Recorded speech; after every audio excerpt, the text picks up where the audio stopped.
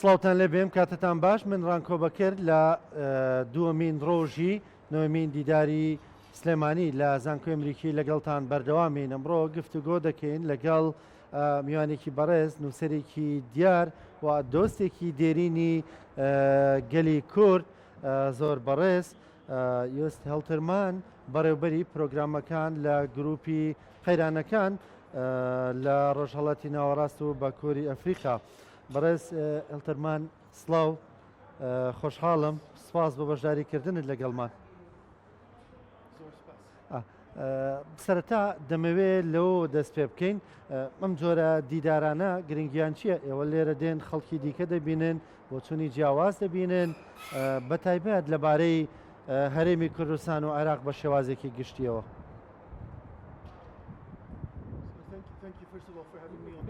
سپاسان دەکەم بە میوانداریکردنم لەم بەرنامەیەدا. خۆشحاڵم کە لێرە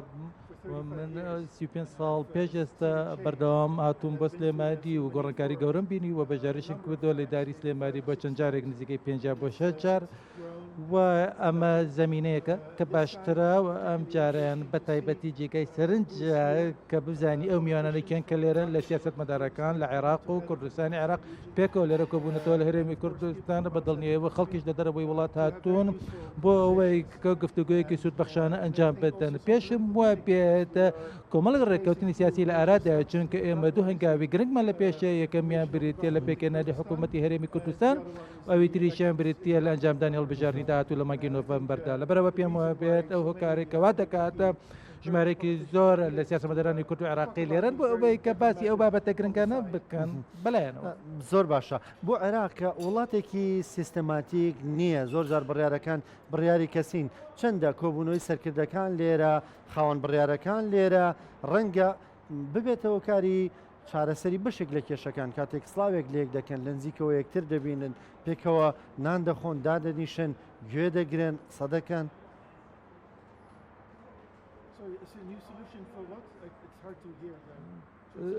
ئەڵە چارەسەر بۆ چی کێشەیەک چونکە قرس بووی گوێ چارەسەری بەشێک لە کێشەکان لە نێوان هەرێم و بەغدا یان کێشەکانی عێراق.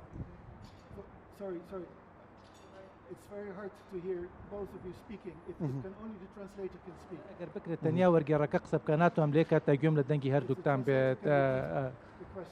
ئەڵە چونکە وەرگێڕەکە پرسیارەکە دووبارە کاتەوە. باشە، پرسیارەکەی من دەربارەی ئەوە بوو لە عێراق کە زۆر وڵاتێکی سیستەماتیک نییە، کۆبوونەوەی کەسایەتیەکان خاوەن بڕیارەکان لێرە کاتێک کە قسە دەکەن یەک دەبینن نان دەخۆن پێکەوە گفتوگۆ دەکەن، چەندە دەتوانێت ڕۆڵی هەبێت لە چارەسەری هەندێک لەو کێشانەی لە نێوان هەرێم و بەغدا بە تایبەتیان کێشەکانی عێراق بەگشتی.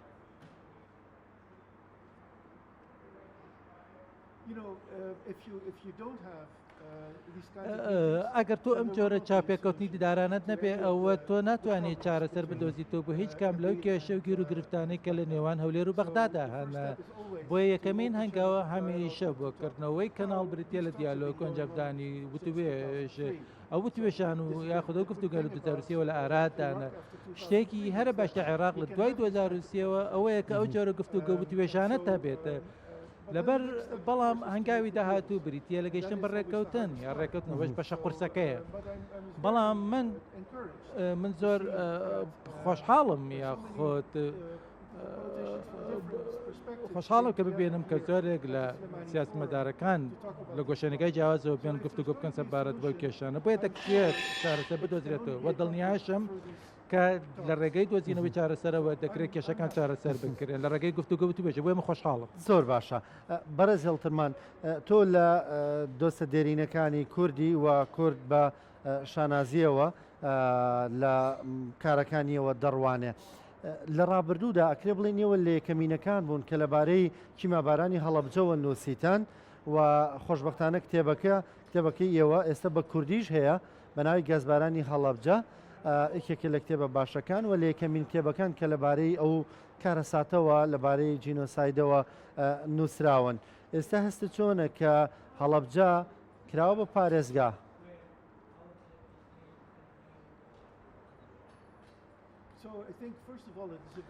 پێش هەموو شتێک پێم بێت ئەو پێزانینێکی گرنگ بێت بۆ ئەوەی کە ڕووی داوە لە ساڵ 1970 شتێکی زۆر باشە بۆ خەڵکی هەڵە بچێکە پارێزگای خۆیانە هەبێت و سندرەکانی خۆیان کۆنتترۆل بکەن چکە ئەوان قوربانی بوون قوربانی ئەوی هێرشەی کە ئەوانیش پەیوەندێکیان پێوەی نەبوو بەتایبەتی و شەڕێکە لە نێوان عێراق و ئێران لە ئارادا بوو کە هیچ پەیوەندی بەوانەوە نەبوو. لەبەر ئەوە ئێستا ئەوان دەتوانن چارەنووسی خۆیان دەستنیشان کرد پێم وابێت ئەوە گرنگترین شتێکە بێگومان هەڵەبجە دانی پێدانراوە وەکو پارێزگای 19م و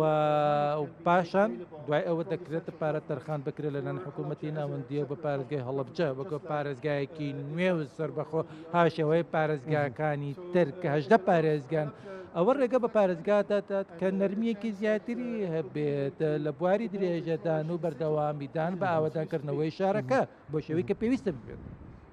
حەز دەکەی سەردانی هەڵەبجە بکەیتەوە دوای بە پارێزگا بوون؟ بەڵێ لە ڕاستیدا من ڕۆژی یەکشەمە دەڕۆم سەفەرێکی بۆ دەکەم. ئەو هەواڵێکی خۆشە. ئێستا هەڵەبجە جوانترە شارێکی جوانە بەڵام بە پارێزگا بوون وا دەکا بێگومان لە ڕووی خزمەتگوزاریەوە جوانتر بێ. بەرز هێڵترمان دەمەوێت هەندێک لەسەر ڕووداوەکانی ناوچەکە قسە بکەم بە تایبەت ئەوەی کە پێویستە بە پرسی کوردەوە پرسی ئاشتی بە تایبەت لە ناوچەکە بۆ کورد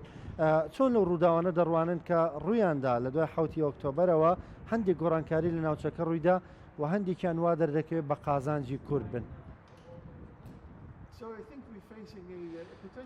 لە ڕاستی بارودۆخێکی مەترسیدار لە ئارادایە و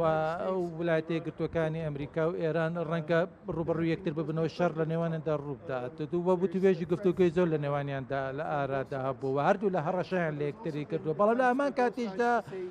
دەڵێن پێویستمان بەوەیە گفتوگۆ بکەین بۆی کە بگەن بەڕێککەوتنێک سەبارەت بە دۆسیی ئەتۆمی ئێران و سزاکان هەڵبگیرن لەسەر ئێران بۆ ئەوەی کە خۆمان بە دوور بگرین لە شەڕ. ئێران پهانی وڵاتی یەکگرتووەکان دەداتە کە لەگەڵ ئیسرائیلە لە دژی ئێران نەچەند شەڕەوە خۆ ئەگەر بێت ئەو شەڕە ڕوو بداتەوە کاریگەری لەسەر عێراق دەبێت و عێراقیش ڕەنگە بچێتە شەڕەکە و بەردۆخی مەترسیدا دروست بێت بۆیە زۆر گەرنکە پێکەوە کار بکەین بۆی کە بگەین بە چارەسەر گەڕێکەوتنێکی سیاسی و دیپلۆماسی لە نێوان ئێران و ئەمریکا لە ئێستادا و توێژ لە نێوان هەردوو لایەندا لە ئارادای وەشێکی زۆر باشە بەڵام لە ئێستادا نیشانەکان وا دەردەخەن کە دوورن بەڵام بەهەرحاڵ ئەمە ئەو شتەیە کە پێویستمان بەوێتی هانی بدەین چونکە جێگرەوەکان زۆر خراپن. باشە چۆن دەڕوانە ئەوەی کە لە ڕۆژاوای کوردستان لە سووریا بەدەست هاتووە کورد لەوێ حکمی خۆی دەکا دەیەوێت لە چوارچەوەی سووریادا بمێنێتەوە بەڵام حکمی خۆی دەکا ئەزمونێکی هەیە ئەزمونونەکەی چۆن دەبینن ئێوە بیانەکان چۆن دەڕوانە ئەو ئەزمونە؟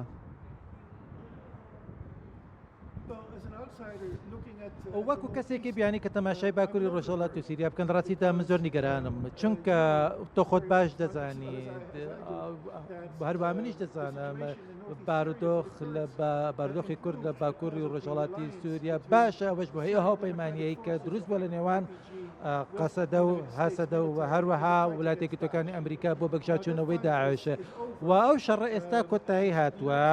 وڵاتێکی یەکگرتووەکانی ئەمریکاش ئاماژە بۆ دەدا و ئاماژەی بۆ داوە کە دەوێت پاشەک شەبکە لە سووریا بکشێتەوە لە ساڵانی داهاتوودا نازانین بە دیاریکراوەکەی دەکشێتەوە کێزانن ڕەنگە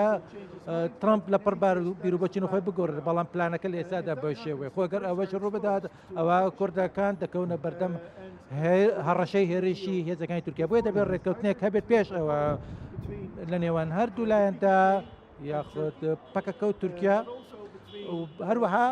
لە نێوان مەزلوم عەبدی و هەروە ئەحمەد شەرعیش کە لە ئێستادا سەرکی کاتی سووریایە لەبەرەوە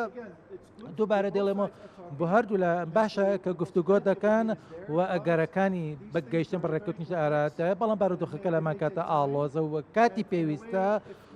و ئەگەر وڵاتە یەکگرتووەکانی ئەمریکاش بڕیار بدات کە هێزەکانی خۆی بکشێتەوە بەم زوانەوە کاتمان بەدەستەوە نابێت لەبەر ئەوە هیوادارم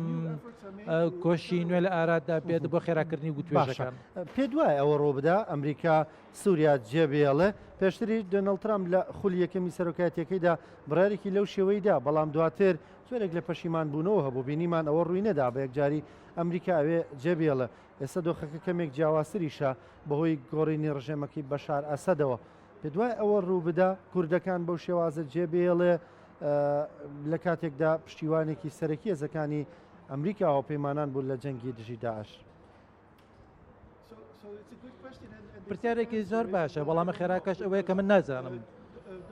چکە دۆناڵد ترامپ کەسێکە کە پێشبینی هەڵسوکەوت و ڕفتارەکانی ناکرێت، نازانم پێشبینی بکەم کە چی دەکاتە، ڕەنگە ئەمڕۆ شتێک بڵێت و بەیانیەکەی عکسەکەی بکات یا پێچوانەکەی بکات، ئەوە شتێکە. شتێکی تریشەیە کە پێویستە لەبیر بێت کە وڵاتە یەکگرتووەکانی ئەمریکا هێزێکی جیهانیە وەکو جاران بەهێزنی، بەڵام بەرژەوەندی نێودەوڵەتی هەیە لەسەر ئاسی جیهان و کار دەکات بۆ بەدیهێنانی بەرژەوەندیەکەشانە چ لەگەڵ هاوپەیمانەکانی بێت یان لەبەر ئەوە بۆیە بڕیار بۆ کوردەکان ئەگەر بەرژەوەندەکە لەوەدا بێ کوردەکان بەجێ بەڵێ بەلایەوە گرنگ نابێت، بۆیە ئەگەر تۆ دەرک بەوە بکەی پێویستە خۆتی بۆ ئامادە بکەیت، وەی کە لە ئێستا ڕوودەدا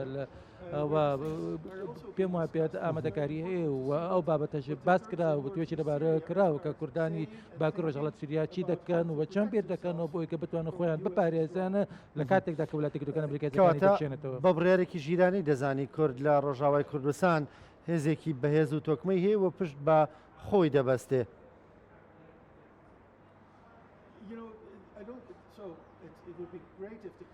ئەو شتێکی زۆر باش دەبێت کە کوردەکان پشت بە خۆیان ببەستن، بەڵام پێم وان نابێت ئەوە سوودی کەوتەیە بێت چونکە تورکیا بەهێزترە. خۆ ئەگەر وڵایەتە یەکگرتووەکانی ئەمریکا هێزەکانی خۆی بکشێنێتەوە پێم وابێت ئەوە تورکیا هەموو شتێک دەکاتەوە بۆ ئەوەی کە بتوانێت هێزەکانی یەکەکە پاراستنی گەل لەناو ببێت، ئەگەر مەگەر ڕێککەوتنێک لە نێوان پەکەکە و تورکیا ڕوو بدات، ئەوەش وا دەخوات کە بەرەو پێشەوە هەنگاو بنێت، چونکە ئەگەر ڕێککەوتن نەبێت ئەوە پێمە بە کێشە ڕوو دەدات. باشە، دەمێ هەندێک قسە لەسەر پرسیاشتی بکەین لە باکووری کوردستان لە تورکیا. چۆن دەڕوانیتە پرسیاشتی ئەم پرسە پێ دوایە دەوڵەتی تورکیا بە جددی ئەم پرسی وەرگرتووە؟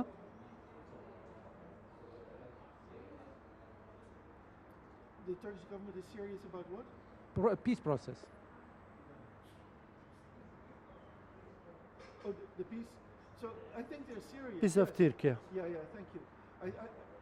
I think the Turkish government پێم وایە بێت حکوومەتی تورکیا بەجددیەتەوە کار دەکات، بەڵام دڵنیام نیم کە پەکەکە جددی بێت، چونکە ئەوان جیاوازن. عەبدوڵڵا ئۆجەلان کاتێک کە پامێک بڵاو دەکاتەوە کە دەڵێ بەرەو ئاراستێ دەبێ کار بکەن، پێم وانە کە سەکردەکانی قەندیل هاوڕابن لەگەڵی و مەرجیش نیە هاوڕابن لەگەڵی دەیانەوێت چەکەکانیان دابنێن، دڵنیانیم کە دەیانەوێت. لەبەر ئەوە پێش هەموو شتێک پێویستە پەکەکە جیاوازی و ناکۆکەکان ناوخۆیەکانی خۆی چارەسەر بکات بۆ ئەوەی کە بە یەک هەڵوێستی یەکگرتووە بێتە پێشەوە، ئەو کات دەتوانن گفتوگۆ بکەن لەگەڵ حکوومەتی تورکیادا بەشی کاریگەتە. بەڵام پێم بێ بە حکوومەت تورکیا لە ئێستادا جددیە لەو پرسەدا و داوای ئەو داوایش کە لە پەکەکە دەکرێت بۆی کە چەکانە دابنێت تا پەکەکە ڕازی نەبوون کە چەک دابنێنە. خۆ ئەگەر تورکیا بڵێت پێویستە پەکەکە چەک دابنێت، ئەوە پەکەکە دەڵێت ڕەنگە چەک دابنێت، بەڵام بە چ مەرجێک چ گەرانتیەک هەیە بۆی کە چەک دابنێت، ئەوەش بێگومان گفتوگۆیەکی شەرعیە و پێویستە گفتوگۆ بکرێت لەو بارەوە. دووبارە دەڵێمەوە لە ئێستادا ئیمکانیەتی ئەوە هەیە لە 2015 ئەوە لە ئارادا نەبوو، بەڵام دووبارەی دەکە ئەو ئاڵۆزە خۆ گەر بێت و ئەو بابەتە چارەسەر نەکرێت لە ڕۆژان و هەفتەکانی داهاتووە. بەرز ئەلترمان، ئێمە لە نێو کووردا دروشمێکمان هەیە دەڵێن چیاکان دۆستی کوردن، ئەگەر کورد لە باکووری کوردستان چیاکان جێ بێڵێ و بێتەوە نێو شارەکان، پێ دوایە خەباتی دیموکراسی دەیگەێنێ بە ئامانجەکانی؟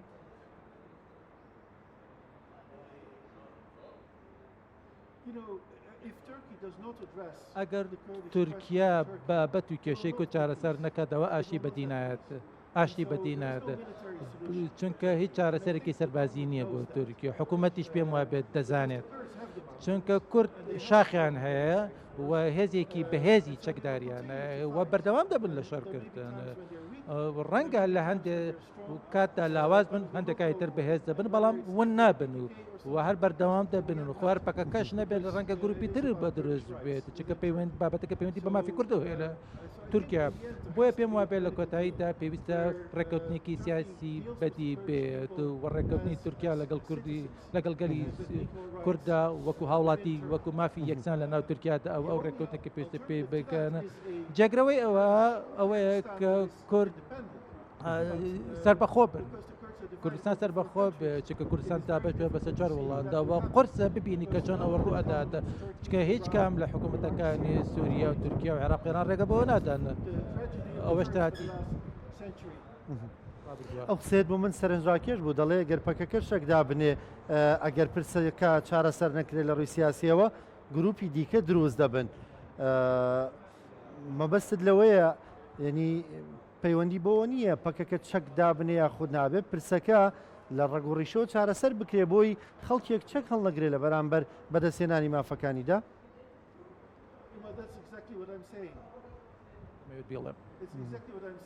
ئەوەیە کە من دەمێت بێڵە چونکە ئەوە پەیوەندی بە گروپێکی دیاریکراوە ئەمڕۆ پەکەکات بکە بۆ ماوەی چەند ساڵە خەبات دەکاتە ڕەنگە لە دەماوەیتە ساڵی ڕابردوودا داهاتوودا پەکەکە نەبێت لەبەر هۆکارەکە بەڵام ئەگەر کێشەی و چارەسەر نەکردەوە کێشەکە دەمێنێتەوە ئەوە شوا دەکات بەرگری هەبێت بۆ داواکردنی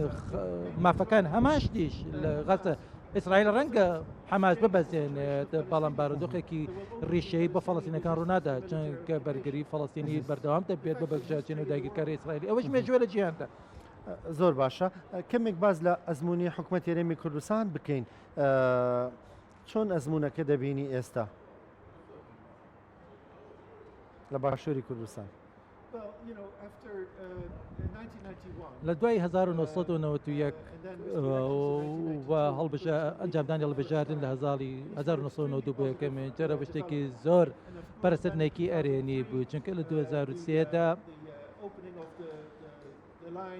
دوای هەڵگرتنی هێڵی ساوت لە نێوان بەغا و هەرێمی کوردستان و هەروەها دروستبوونی ئەگەرێک بە سەکەتەکانی کوردێک کەنەراتی خۆیان بکەن لە بەغداد لە ڕاستیدا ئەوە بوونی کوردێکی وەک بەڕێزمان جەلال بە سەرۆکی عێراق لە ڕاستیدا ئەوە بەرەسەندنێکی زۆر سنڕاکێش و ئەرێنێ کوردستان بواری ئەوەی بۆ هەڵکەوت کە پێشکەوێت مشاری سلێمانی ئەبینەمە بەراورد بە 1990 شتێکی سەرڕاکێشە کە گۆڕانێکی ئاوا ببینێت لە هەمان کاتیشدا بۆ ناوچەکانی تری کوردستان بەڵام لەمە کاتیشدا کێشە هەیە لە هەرێمی کوردستاندا گەورەترین کێشە بریتە لە گەندەڵی خۆ ئەگەرەوە چارەسەر نەکرێتەوە هەرێمەکە پێش ناکەوێت کێشەی دوم بریتە لای کێشە و گرفت لە پەیوەندیەکانی نێوان هەرێمی کوردستان و بەغداد یانیەوە گەداری ئەو ڕەخنانن لەبارەی ئەزمموی حکومڕانیشەوە هەیە لە هەرێمی کوردستان بەتایبەت لە بواری گەندەڵی و بە هەدەردانی سەرۆت و سامانی ئەم وڵاتە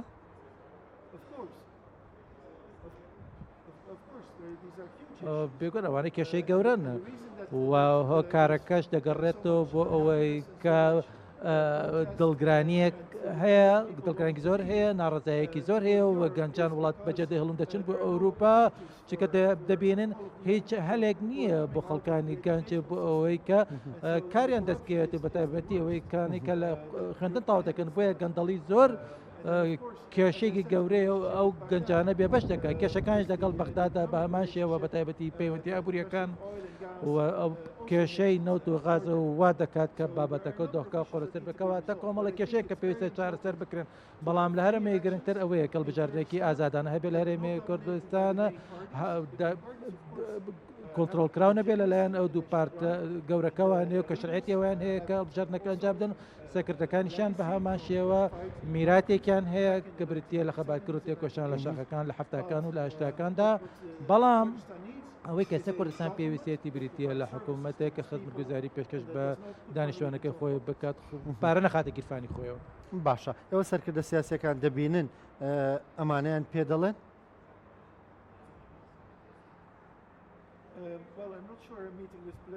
لە ڕاستیدا مە دڵنیانم کە چاوم کەوتە بە سەرکردە سیاسیەکان پێم وانێ زۆر خۆشحاڵ بن بمبینن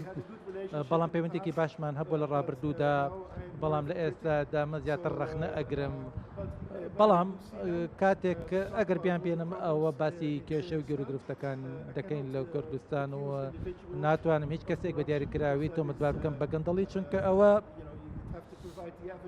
پێویستە بەڵگەت هەبێت بۆ هەرێکێک لەو کەسانەکە ئەوەش ئەتوانم بڵێم مەحاڵە بۆیە ئەوەش بابەتێکی ئەتوانم بڵێم تەواو ڕوونە گەندەڵی وەکو پەتاک بڵاو بێتەوە لە نێو سەرکردەکاندا وە دڵنیا ئەوان خۆیان زۆر باش ئەزان و ئاگادار وە دڵنیاشم گوێی پێنایەن زۆر باشە لە کۆتاییدا دەمێ بزانم هیچ بەرنمەیەک هەیە کتێبێک بنووسی یاخود توێژینەوەیەک لەسەر کورد جارێکی تر لەسەر ئەزبوونە حکمڕانێکی یانە شتێک لەبارەی کوردەوە. لە ڕاستی دا هیچ پلانێکم نییە کە شتێکی نوێ بنووسم بەڵام دەڵێ من کتێبێک بڵاو دەکەمەوە لە ساڵی داهاتوودا لە شوباتی 2026دا سەبارەت بە هەڵمەتەکان و شاڵاوەکانی ئەنفال و هەروە سەبارەت بە ڕووداوانەی کە لێرە ڕویاندا لە نەوتەکاندا بەڵام بە شێوەیەکی ئەندێشەی واتە ئەندێشە ئامێز دەبێت نووسینەکەم کتێبەکەش بڵاو دەکرێتەوە لەلایەن چاپخانەیەکی کوردەوە لە لەندەن کەنای ئەفسانە پرێسە. ئەو مای خۆشحاڵیە بۆ ئێمە وەکو کورد کە بەڕێزت دوایی هەڵەبجە کە لە ساڵانی 90ەکانە لە سەرید نووسی ئێستا دەتەوێت لەسەر ئەنفالیش بنووسی. زانیاریتان هەیە لەسەر ئەنفال ئایا بای ئەوە سەرچاوە دەگا بە ئێوە سەرچاوی ئینگلیزی کتێب توێژینەوە تا زانیاری ورتان هەبێ لەبارەی ئەم جۆرە پرسانەوە. ئێمە زۆر زارگیلەی ئەوە لە خۆمان دەکەین دەڵێن نەمانتوانیوە کارەساتەکانی خۆمان بە دنیای دەرەوە بگەێنین بە زمانە جیاوازەکان.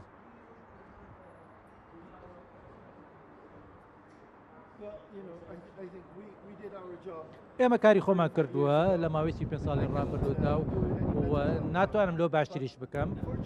بەڵام بەداخەوە لە ماوەی 5 ساڵی ڕابردووتانەوەیەکی نوێ لە کوردانی گەنج وەکو توێژەران هاتوونەتە پێشەوە کە توێژینەوەی زیاتر دەکەن لەسەر ئەنفال و هەندێکیان لە ئێستادا بڵاویشیان کردێتەوە بەڵام خۆت دەزانێت ئەگەر بتەوێت سەرنجی جیهانی ڕابکێشی بۆ ئەو ڕووداوانەی کە لە چەسەر ڕەبدە ڕووداوە زۆر قورسە چکە لە ئێستادا جیهان ڕوبەڕی قەیرانی جیاواز و جەراجۆر بۆتەوە لە سۆدان بۆ نمونە لە غەزە زۆر قورسە زۆر ئاڵۆزە لەبەرەوە زۆر گرنگە بۆ کورد کە زیندوو بێت یاخودە و بیرەوەریانی بە زیندوی بهێڵێتەوە 1000 ساڵانی هەشتا و پێشەوە و سەردەمی ڕژێمی سەدام حوسێن من مەبەستمە بەدووادا چونکەم خۆشحاڵیش دەبم کە بزانم کە ئێستا خەڵکانێکی زۆر لە کوردستان دەتەنەوە کار. بەرەزێڵترمان زۆر سپاس دەکەم خۆشحاڵ بووین کە لە نزیکەوە بەڕێزمان بینی وەکو دۆستێکی کورد کە ڕابردوودا و ئێستاش هەر هەمیشە بەردەوامی سپاس دەکەم سپاس بۆ بەشداریکردنت لەگەڵمان. Thank you. ماسان دەکەم. خۆشەویستان سپاس کە بینەرمان بوون کاتێک خۆش بەردەوامە بین.